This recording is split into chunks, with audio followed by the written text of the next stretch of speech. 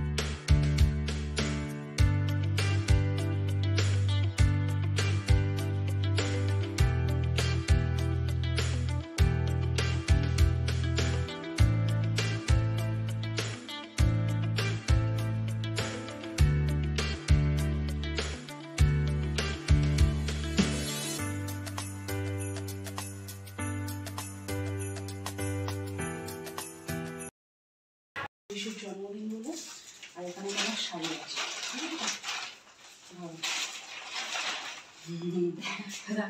চার থেকে আসতে দেরি হয়ে গেছে, এসে ফটাফট রান্না বসিয়ে দিয়েছি।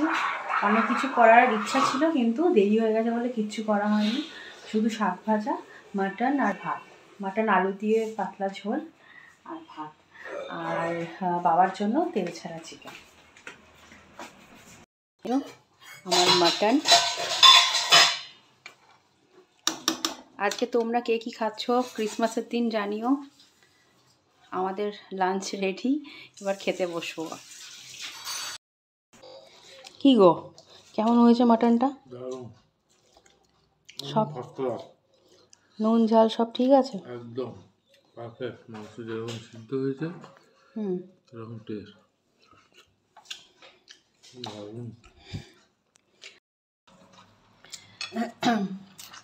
সুভাষের তো ভালো লেগেছে, মায়েরও ভালো লেগেছে, এবার আমি খাচ্ছি।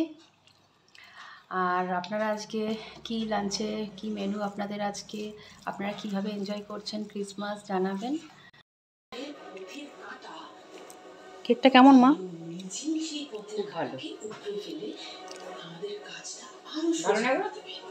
কেকটা কেমন? দারুণ দারুণ। কেকটা কেমন?